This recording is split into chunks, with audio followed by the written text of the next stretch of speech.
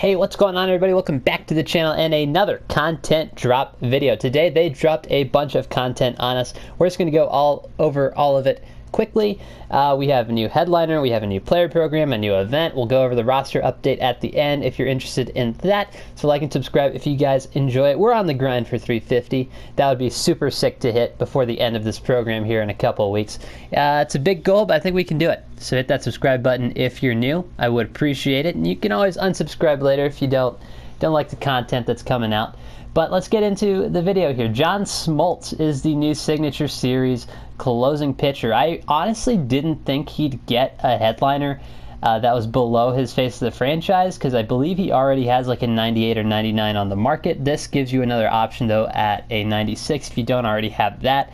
I can't imagine this one is going to be super expensive, though. This is a closing pitcher, and I believe his other card was a starting pitcher, so just keep that in mind while you're looking at it. He's got a slider, four-seam fastball, splitter, changeup, and a curveball.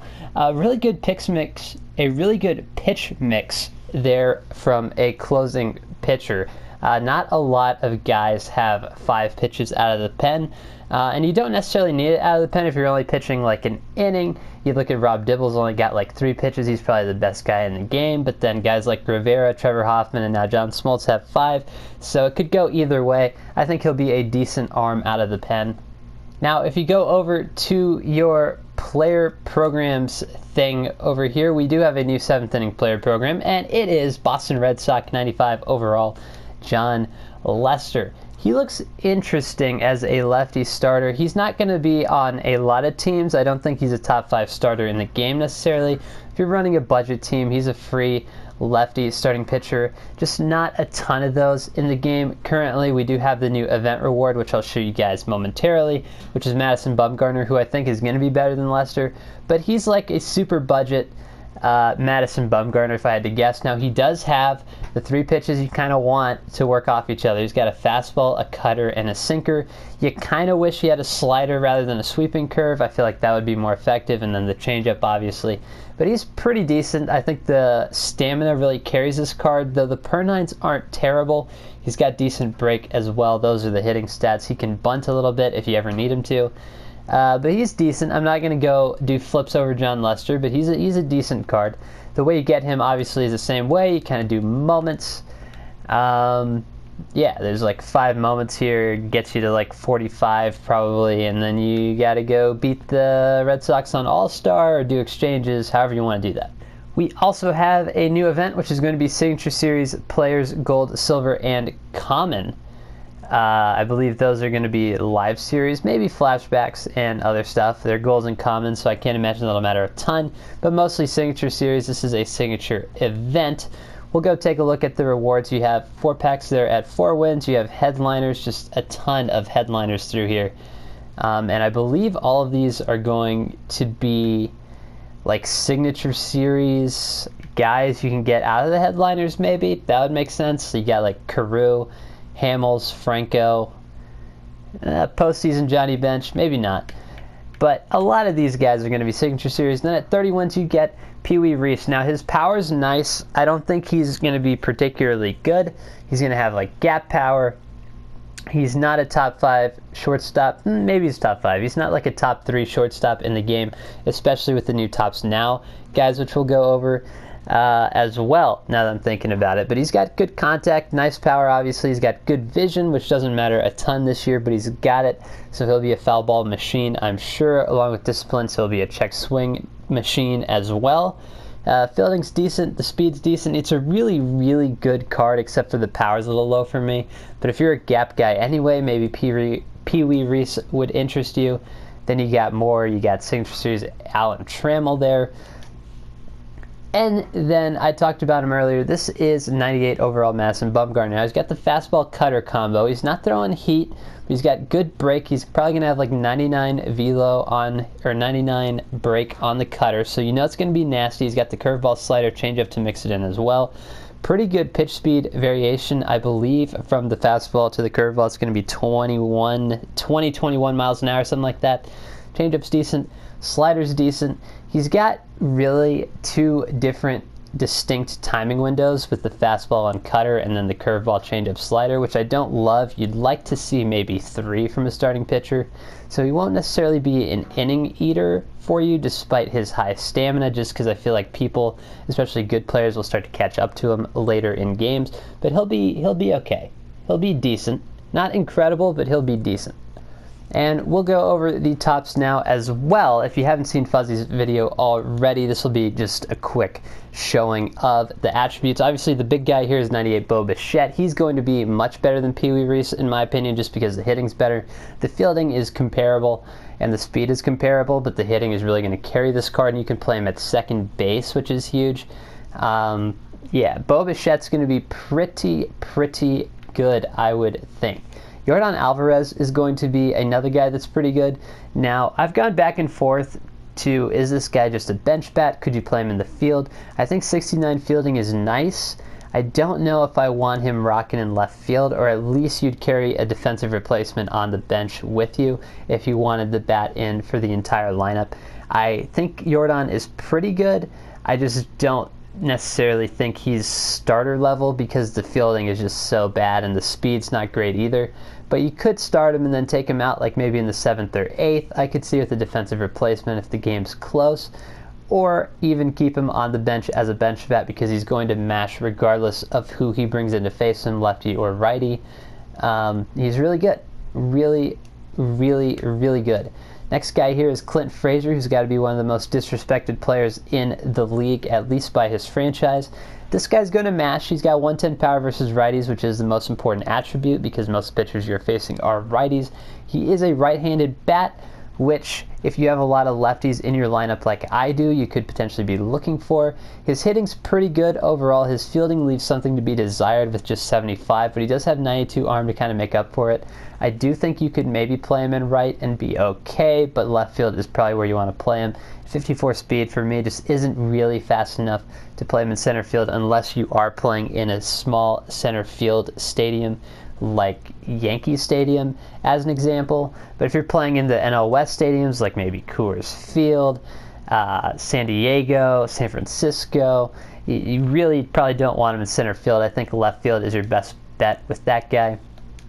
Next guy up is Travis Shaw. He's got the baby blue uniform. He's been kind of raking this year as well. He's got good stuff. This is a card, when I looked at it, I was like, this is Derek Dietrich, but a little bit better in my opinion, just because his contact and power is better versus lefties, but he's still going to mash versus righties as a right-handed bat. You could use him at second base. I think he could profile as like a budget Robinson Cano if you don't want to spend the stubs on Cano. Shaw's going to be significantly cheaper. But you can also play him at third base. With that fielding, the reaction is going to be pretty good as well. You can play him at first, second. You just can't play him at short in the infield, and you probably wouldn't want to at that low speed anyway. But he is going to mash for you. Second to last guy is Austin Hayes. He is the Baltimore Orioles center fielder. He had the go-ahead leadoff 2-run inside the park home run against Philadelphia, I believe is why he got this card. So he's got decent contact, decent power versus righties as well. 88-81 versus lefties. Overall, like, this card's fine. This card is a BR card, I think. He'll probably be very good in BR. I don't think he's very usable in ranked if you have a God Squad, but he has the potential to match, especially with the good fielding and really good speed there with 93. You can play him in center field and be fine defensively, in my opinion. And yeah, I think his hitting's pretty good. The fielding's decent, just a very well-balanced card. He's just not better than a lot of the outfielders already in the game. If you have a God Squad, if you're running a budget team, he could definitely be usable. And the last guy here is Tomas Nido, the catcher. He's been having himself a stretch. Let me tell you, the Mets struggling, Tomas Nido at least kind of not struggling. So he's got decent power, obviously. This is like Mike Zunino, in like very similar to Mike Zunino, but with better fielding. He's got 95 fielding, 86 arm. He's got power. He's going to rake for you probably. Again, this is a BR card. Probably not going to use him unless you're desperately looking for a catcher. But Tomas Nido, really pretty decent budget catcher option if you're looking for it, or even BR if you wanted to race your diamond round on a catcher, or use your diamond round on a catcher, I should say. Tomas Nido will do the trick for you. And that is all of the tops. Now, guys, this week, let's go over the roster update. If you guys are still here, we'll go over it quickly, just over the new golds and diamonds. And then later in the week, we'll go over all the predictions and stuff. I'm going to start doing that to who I think is going to go gold, diamond, silver, all that. So let's go over the new guys. Shane Bieber, Tatis got boosted, obviously. You had to figure that was going to happen. Zach Grienke goes from gold to diamond again. I feel like he was a diamond last year. And then he went gold, and now he's back to diamond, but he's been killing it, honestly, really carrying the Astros through their injury-ridden season. I know Bregman went on the IL today as I'm recording this, but he's got a 1.84 ERA, 0.89 whip. He's really, really been good, yet to allow a home run yet. Whit Merrifield gets a boost to an 85. He's been killing it. They lowered his contact versus righties, but they did bump his power. He has been hitting for some power this year. He's got 5 home runs, which is more than he usually has to this point in the season game-wise. Not percentage of the season-wise, but game-wise. He does have 5 homers, which is up for him. He's got contact versus lefties boosted up 10 as well. So that makes him a diamond. Everything else pretty much stays the same except for a -7 to his discipline. And then Aaron Nola, we all had to figure was going diamond, and here he is. He's been really good.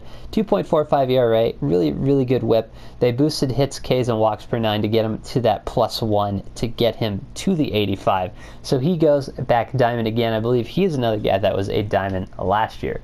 Brandon Lau goes gold. Now, they gave him a big boost to his hitting. He's hitting .350 this year. He's got 8 bombs. Brandon Lau quietly having one of the best seasons in the league to this point. He's been elite. He's got that .350 batting average, 8 home runs, playing really, really well. Robinson Cano gets a big boost. Now, he's injured, or he was injured at some point, but they did give him that boost.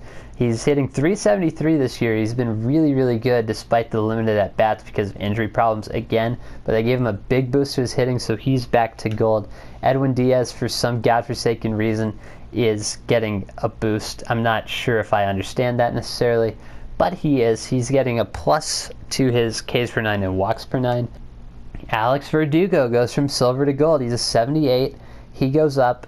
They got a boost to most of his hitting stats except for vision and contact versus lefties. Vision obviously going down 11, but he's a brand new gold. That was kind of under the radar for me. Didn't think that was going to happen, but it did. Max Fried gets a +5 to his hits per 9, gets him up to a gold, so good for him. He's really, really been killing it. He's got a pretty good whip as well with just a 0.90, so that's reflected in the bump. Luke Voit goes gold. Now, people in my Discord tell me this guy is having an MVP type season, and while I don't disagree with that, I do think there are guys who are having better years. Insert Mike Trout, maybe Brandon Lau. I don't think you can give Luke Voit the MVP over either of those two guys at this point, but he is definitely on the short list of guys to watch as the season progresses for that. Now, he does get a -4 to his vision, but the rest of his hitting stats pretty much go up, except for discipline. But we do lose the BR God, but he is now a gold. Jose Iglesias gets a boost to his contact. He's hitting close to 400 this year, but I believe he is injured. So it's going to be tough for him to progress anymore, but he does get to gold if you're holding him. Muncy gets a demotion. Wilson Contreras gets a demotion, and that means that all the good silver catchers that you want in BR or gold catchers that you want in BR are now silver, so that frees up a gold round for you. So I guess in a way that is a positive. Last guy I'll kind of talk about here in this video is Anthony Santander. He's been killing it. He's batting .309. He's got 9 home runs. Really all around great season for him for the Baltimore Orioles. Now, he got a big boost to all of his attributes versus righties. Got a slight downgrade to his contact with that -8, but he did get a boost to his vision. So he is really, really good. Now, this is a guy you could look to take in BR. He'd be very good versus righties, especially with inside edge. and maybe he goes gold. He got a big boost last week. If he continues hitting, he could maybe go gold this week as well. But that's going to do it for the video, guys. Like and subscribe if you made it this far, and I'll catch you guys in the next one.